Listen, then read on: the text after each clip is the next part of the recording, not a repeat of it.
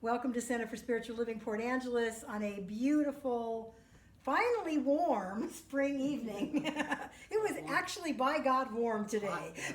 70 maybe? I don't know, but it was warm. It was very lovely. It was hotter than that. Yeah, It's 76 in my trailer. yeah, Yeah, it was a it was nice, almost 80 it was a miles. very nice day. So we are grateful to have you out there in what I call Zoom land.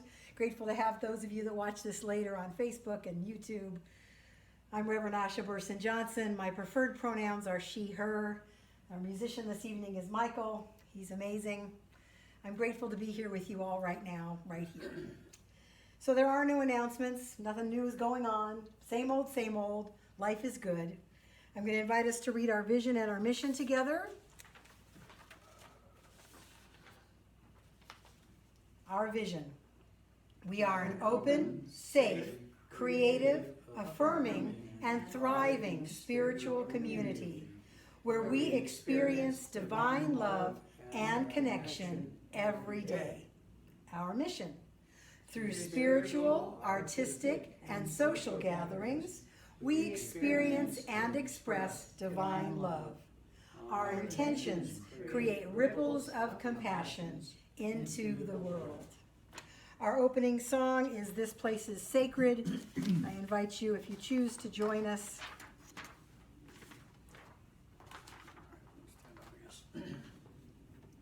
I'm going to sit down for this song, I think. Oh, all right. I'll sit down too. Because it then, feels 'cause that way I sacred. can see better. It just feels sacred.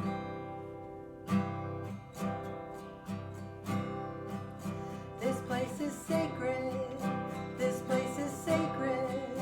This place is where the breath of God has come to be. This place is sacred. This place is sacred. This place is sacred.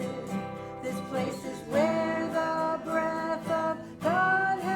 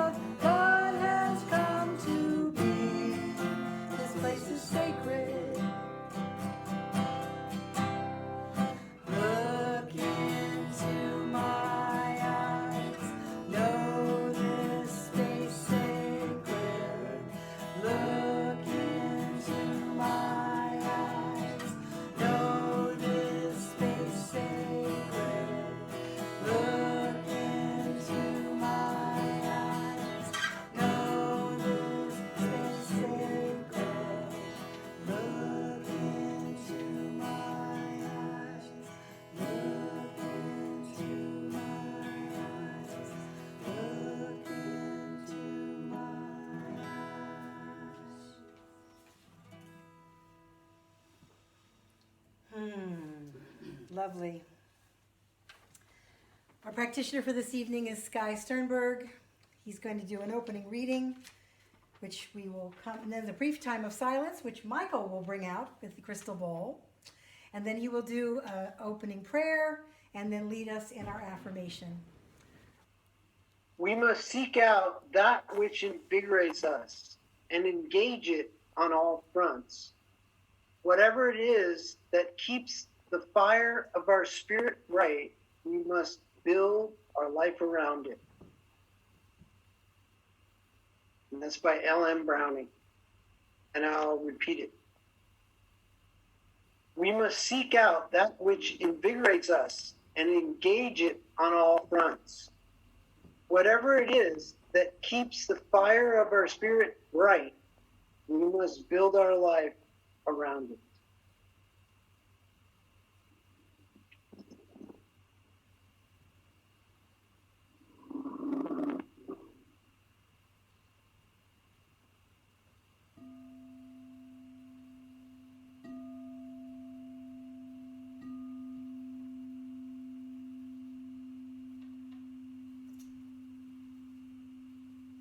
So tonight we gather, we collect the love that is all of us combined, and we look at the gifts that we're given, the gifts that we bring to life.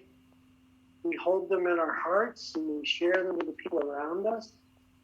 We're blessed to have a place to live and food in our stomachs and a beautiful place to live, to surround ourselves with. And we can bring our gifts every day and every moment to whoever we touch, whoever we interact with, every place we go, whatever we work on. This is what we're about, and we're here to give. So it is. You can join me as I speak the affirmation.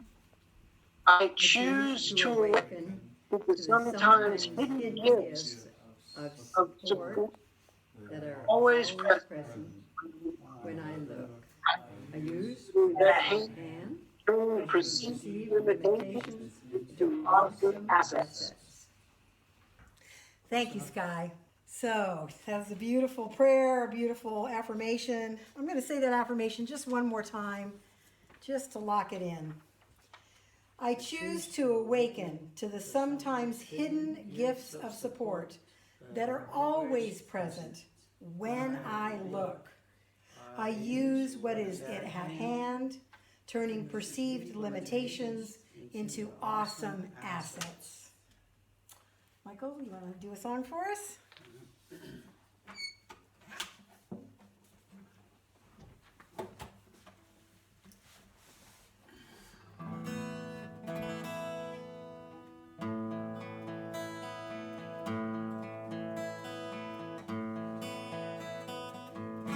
Eternal life is mine because I am.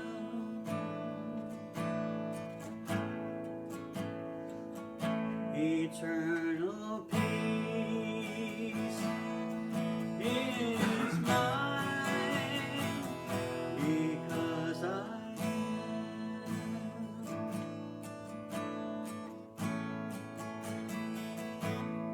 I am, I am, I am.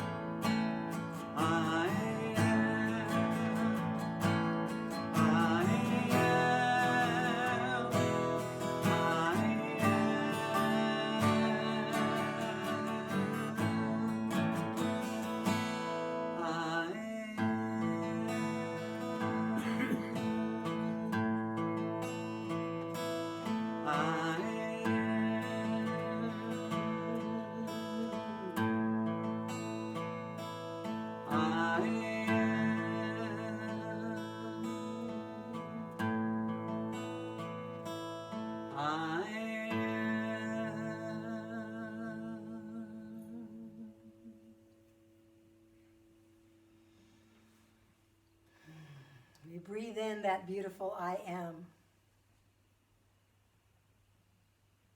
Peace is mine because I am. Joy is mine because I am. Perfect. Thank you, Michael. Thank you. So we are here at the end of May. Again, how can that happen? It's just so fast. Everything goes so fast. We're doing the 9th and 10th maxim from the book Improv Wisdom. That's our focus for this evening. The topic that I picked tonight really hit home for me earlier today. I had some awarenesses that I haven't had before, some pain that I haven't had before, some shame that I haven't had before. And this talk was perfect, of course, as it always is. So the 9th maxim is awake to the gifts. Awake to the gifts that are always present. Awake to what is. There are 3 different thinking methods that we often use in our life. We use the critical method. I fall into that every now and again. The critical method focuses on what's wrong, what's missing, what's not okay. The critical method has the self, my individualized self, looming very large in my thinking. If I'm using this critical method of what's wrong, it's because it's wrong to me. It's affecting me. So the self looms large in this critical method of thinking. The scientific method has this objective view, where the self, me, and others, everybody else, is immaterial to the scientific method because it's looking strictly at facts, not at the self or others. The improviser's method sees the gift in whatever is going on. Now, this doesn't mean we sugarcoat life or we pretend things aren't happening, but we take what is happening and we use it to move ourselves forward.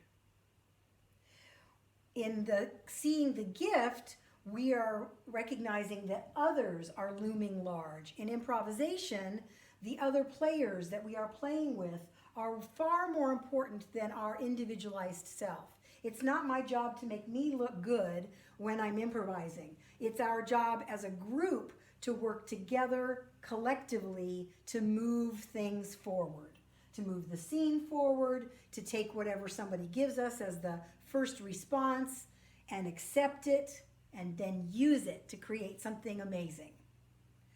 So in this improviser's method, other people, each other becomes the most important thing. And I really like this way of thinking. I was listening to a podcast today by one of my absolute favorite ministers who I've known since he was 18. And he gave us a talk when he was 18 years old, and I'm like, who the heck is this reincarnated old soul? Because he was an amazing speaker at 16, 17, 18 years old. Reverend David Alexander, he's in Georgia now. And he has a podcast called New Thoughts with David Alexander. And he's really pushing our philosophy forward in this movement. And I really appreciate what he's bringing out in this philosophy. He said today in the podcast I was listening to that if we look at our belief system, science of mind, religious science, unity, divine science, we're all kind of related on the same tree.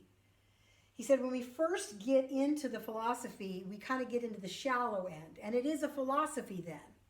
And it has a lot to do with me. Changing my mind, my thinking, my life. We have to start there. The opportunity for us is then as we deepen in this knowing and we deepen in the recognition that there is no other out there. There's only me and you as one. I used to have a button that said God math. God plus you plus me equals 1 because we're all one. He said it moves it from just a philosophy to the deep end of the pool. It's now a theology because then we focus on not just what's good for me, but what's good for all, what's good for the collective, what's good for the universal. And it takes it bigger, deeper, wider. And that's been moving me a lot lately. You know, we started off in this philosophy, and for a long time, especially back in the 80s, they talked a lot about, you know, getting your palace, your prince, and your parking space. It was about manifesting things and wealth and the perfect job and the perfect mate and all of that. Well, that's great. I got mine now, so forget about you. When we see the gift, when we awake to the gift, the job is now to share it, to make sure that I've got mine and you've got yours. He said people who say, well, you know, what's in their consciousness? If somebody says they've got cancer, there used to be people that would say, well, what's in their consciousness? And he said the interesting part about that is, and what he teaches, there's no there there. There's no they there. There is no they. There is no their consciousness. There's my consciousness showing up in someone else. My consciousness showing up in the world. So all I can do is focus on my consciousness and be willing to step out into the world and see how I can then lift every consciousness. Does that make sense? When we use this improvisational method, we become stewards of what's happening instead of masters over what's happening. We've talked a lot about this, especially in the last number of months, talking about taking care of the earth and the recognition that we don't own the earth, we are stewards of the earth. And to be a good steward, we must care for all. And the improvising method makes sure that all are cared for. All the players in the troupe, everybody we meet.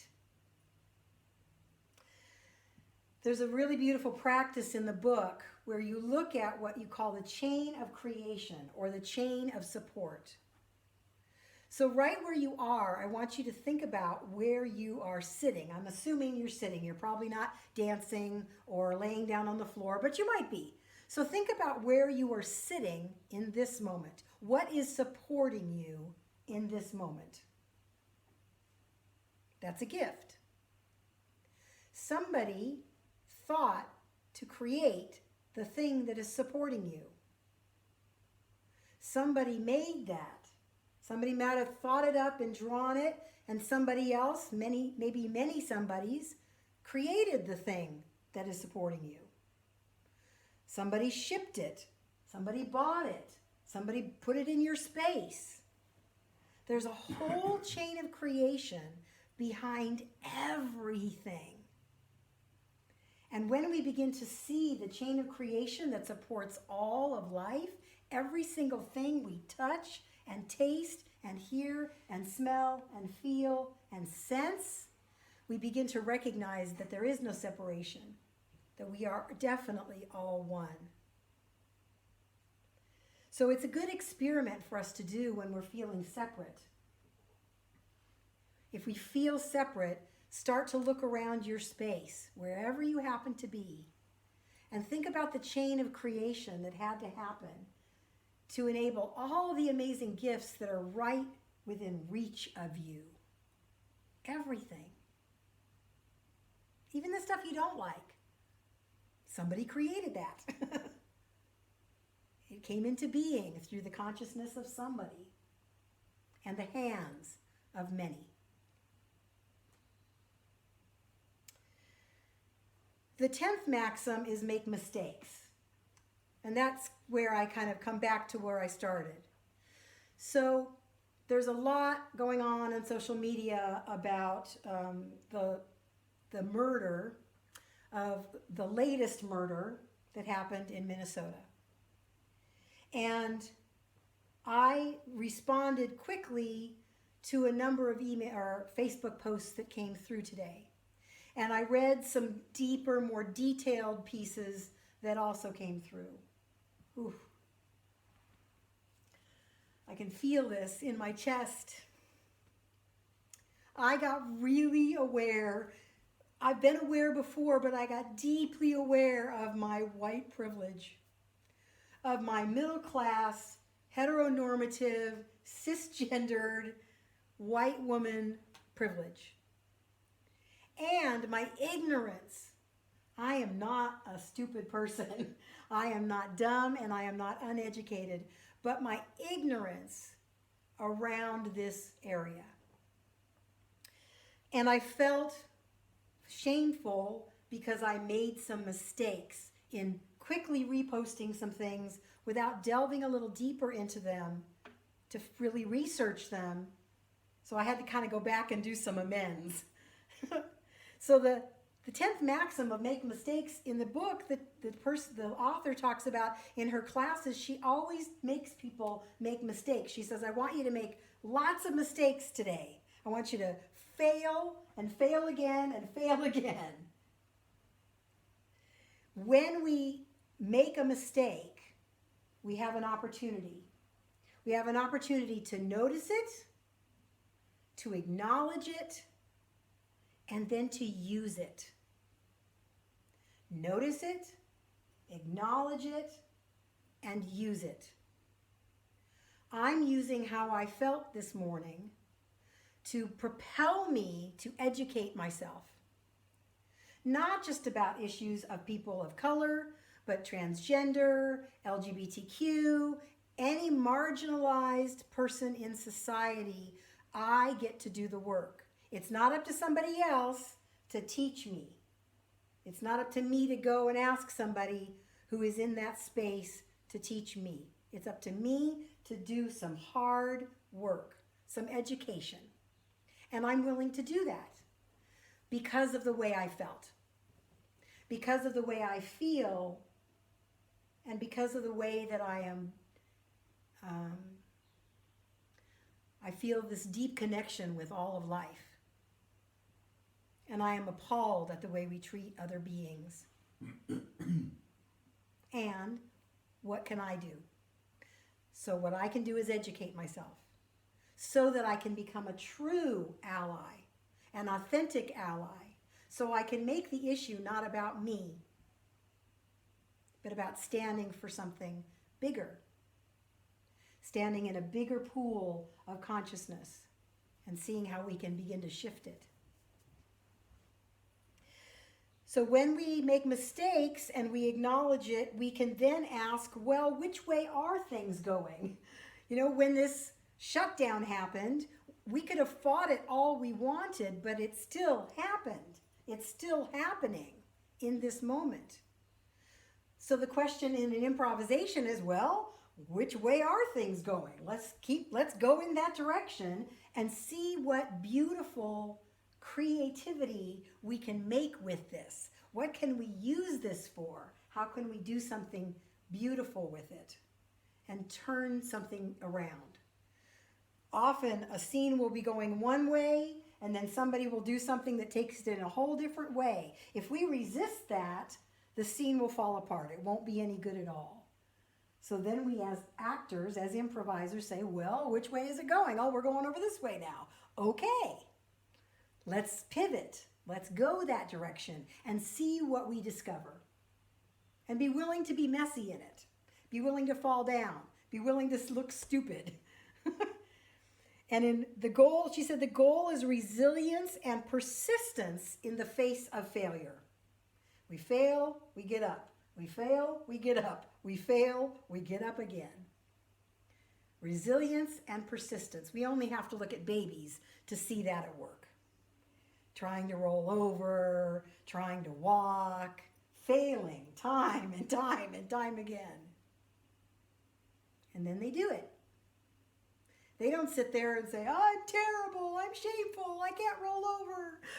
Maybe they're thinking it, I don't know. She said there's this great practice she has her class do called ta-da! She calls it the circus bow. Ta-da! I meant to do that. Clowns are taught that if they make a mistake or they fall down or something happens in the circus, that their job is to go to one side of the audience and go, ta-da! Like, I meant to do that. And then go to the other side, ta-da! And take a big bow. Thank you very much. That was beautiful. So when we make a mistake, I invite us to say, ta-da! I meant to do that. Now let's see what we're going to do with this information. A long time ago, I went to my bonus son's graduation from college at Sarah Lawrence in New York. And there were, hundreds and hundreds and hundreds of students going through the graduation line. And I knew Corey was a little ways away, and I really needed to use the restroom. So I toddled myself out of the giant tent, and I ran to wherever the restroom was, which was really far away. And on my way back, I was coming around a corner and down a flight of stairs, and it was right outside where after the graduates got their diploma, they would go through the little opening in the tent and then down this walkway where parents were lined up to cheer and say, good job. So I'm rushing to get back to my seat, and I just take a flying header down these stairs, and I literally splat in front of this entire group of people on either side lined up. And I got up and I brushed myself. I heard a gasp. I fell. I went splat on the ground. I heard a gasp. And then I stood up. I brushed myself off and I went, ta-da! And everybody went, woo! I had a choice in that moment. First I said, I'm okay. And then I said, ta-da. Ta-da! I messed up. I meant to do that. Let's see what I can make out of it now. Can we acknowledge it, notice it, and use it? There's a great French word that I learned again from this book, bricolage. I don't know if I'm saying that exactly correctly, but it's French and it sounds beautiful when I say it that way. Bricolage. B-R-I-C-O-L-A-G-E. Bricolage. It's a French cooking term, and it means the art of using whatever is at hand. Taking the stuff and leftovers out of the fridge, concocting some new thing that you never knew you could make before. My family is famous for this. My husband, my mom's husband both say, this was delicious. We're never going to have it again, are we? Because we say no. We just took whatever was left over in the fridge, threw it into something, made it into a delicious meal, and we're never going to have it again. Who cares? We take what we're given, we take what's at hand, and we use it. In bricolage, they use all the leftover stubbly ends. I've been watching a fun show on the Food Network. There's a comedian, Amy Schumer, who's very, very funny, and she happens to be married to a world-class chef. And they're in isolation, so they decided to make a cooking show. She does not cook, and he's a fabulous chef.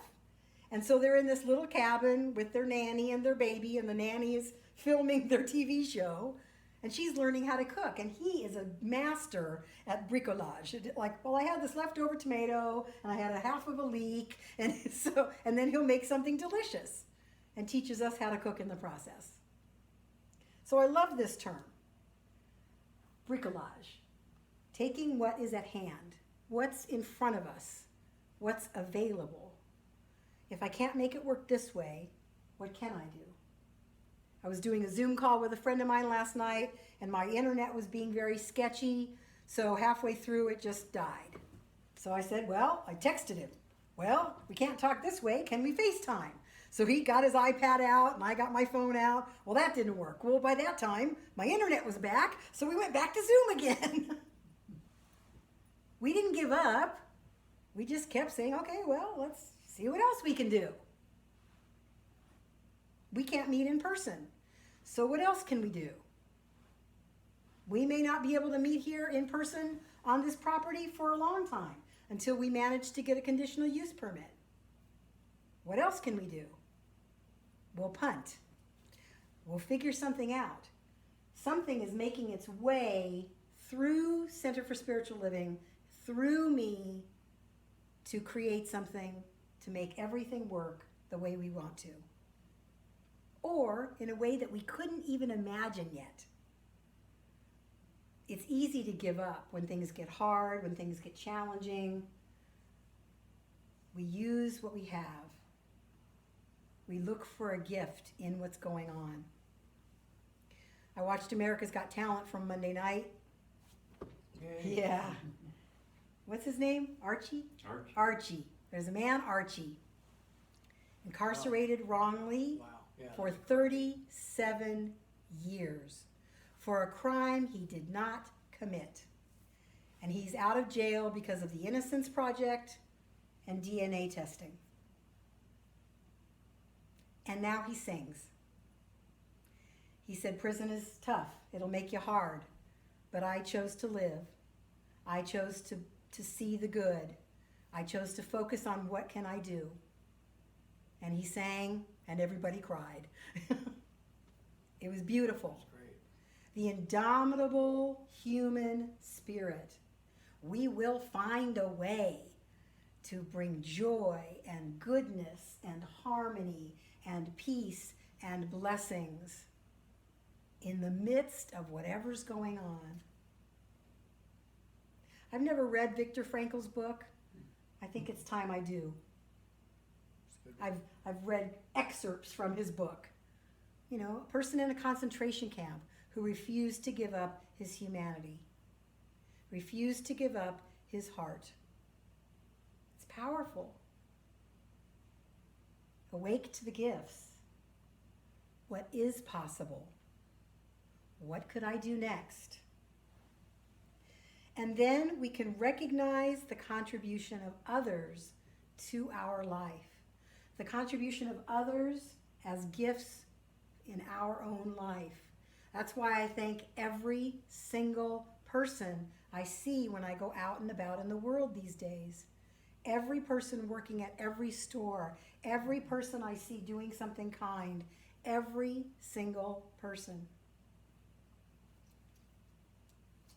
Because we're doing the best we can, and they are contributing in some way to the good of all, because there is no separation. Those that agree with me, those that don't agree with me, those that have differing views from mine, those that don't, somehow we're all in this together.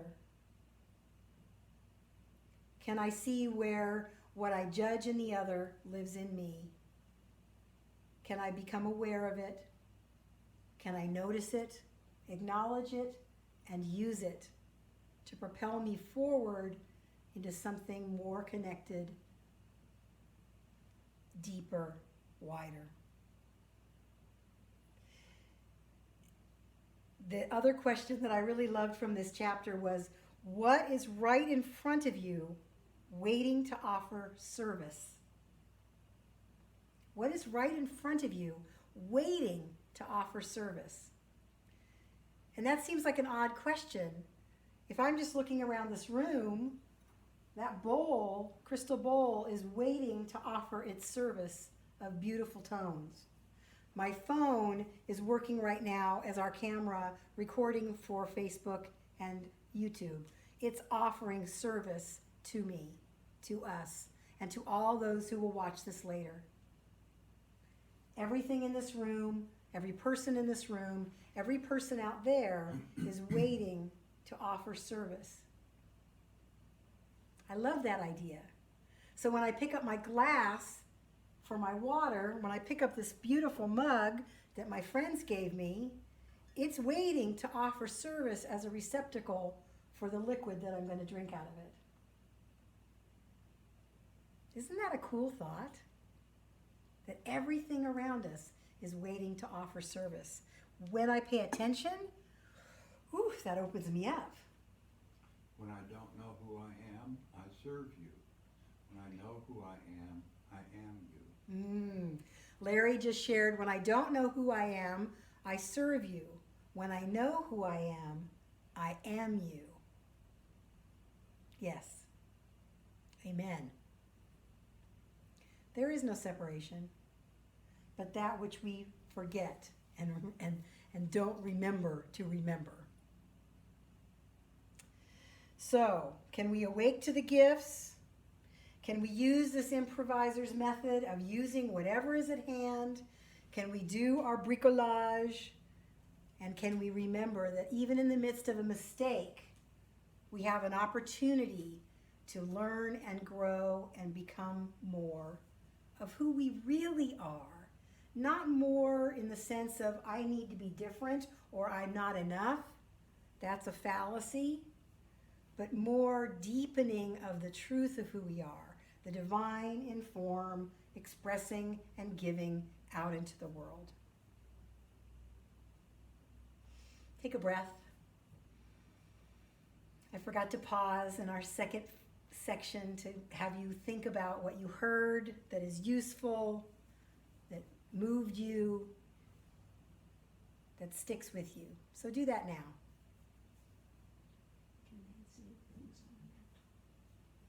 Not really. Take another deep breath and come back. Next week, the 11th maxim. Next week, my intention and goal is to be in the barn. We'll see.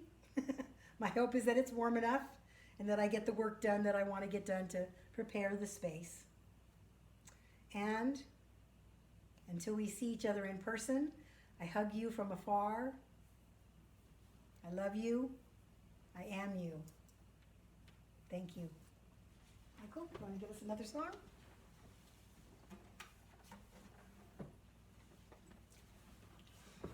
The lyrics are taken from the Bible on this song.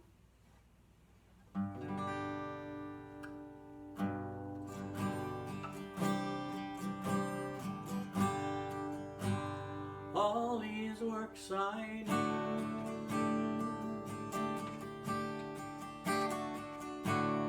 you shall also do,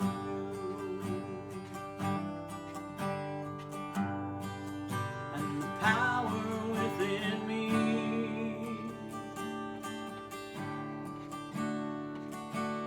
also lives in you.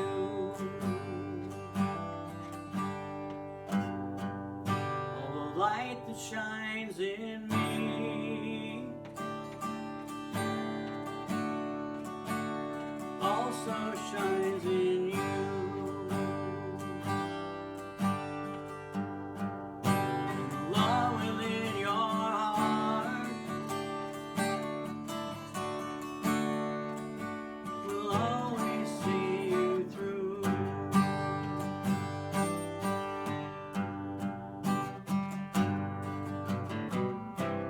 Ask it and you shall receive. No matter what you may believe,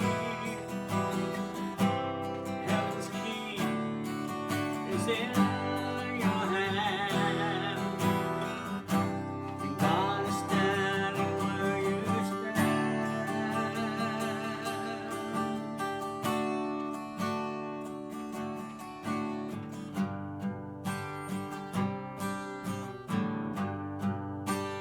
All these works I do,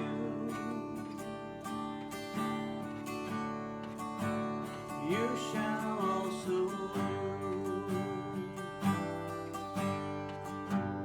and the power within me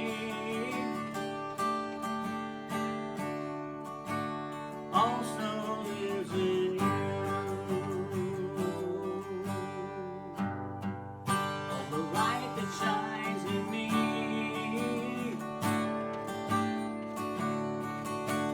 also shines in you. And the love within your heart will always see you through.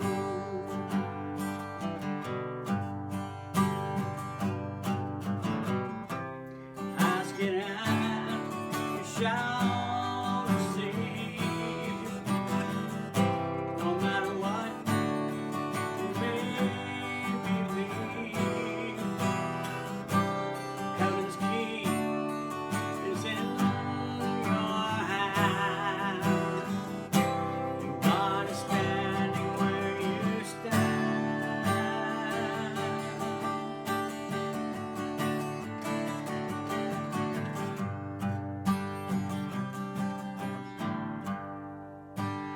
All these works I do,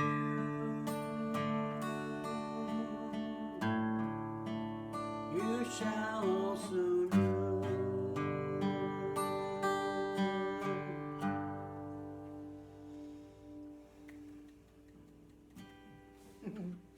See all the hands up there? Thank you, Michael. That was beautiful. This is our time for conscious giving. Oh, I had one more quote I wanted to give you. The author said, "You don't need to abandon your dreams. Just don't let them get in the way of noticing what is taking place." I'm going to say that one more time. You don't need to abandon your dreams. Just don't let them get in the way of noticing what is taking place. Sometimes what is taking place is far bigger than we could have ever imagined. So this is our time for conscious giving. I invite you, if you choose, to say the conscious giving affirmation. I am open to give. I am open to receive. I am grateful to be in the flow of life through and as me.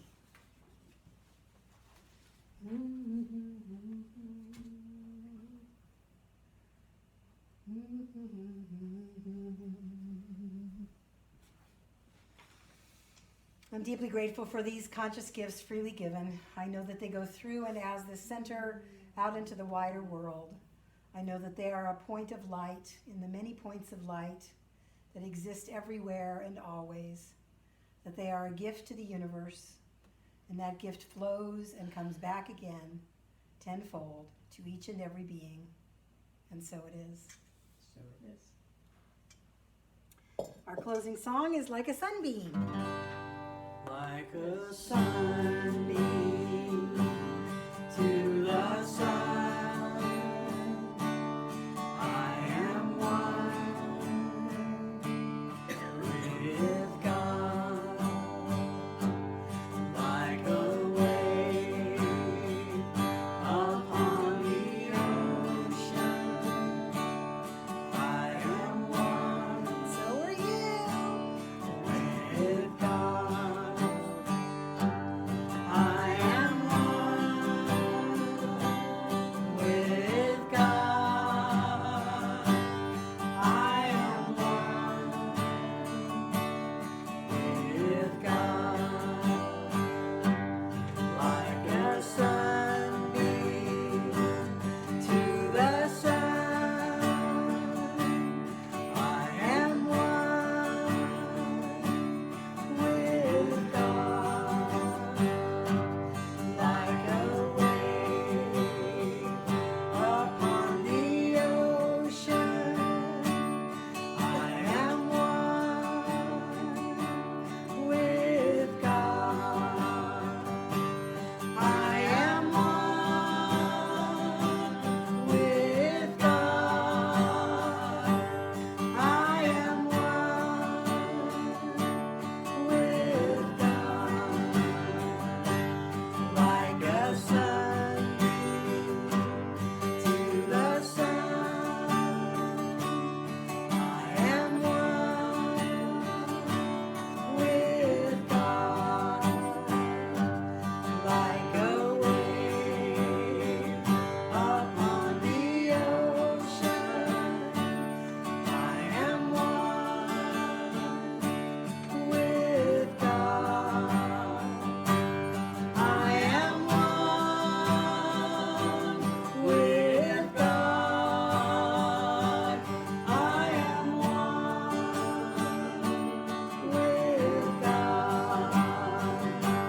I am one with God. I am one with God. Yay.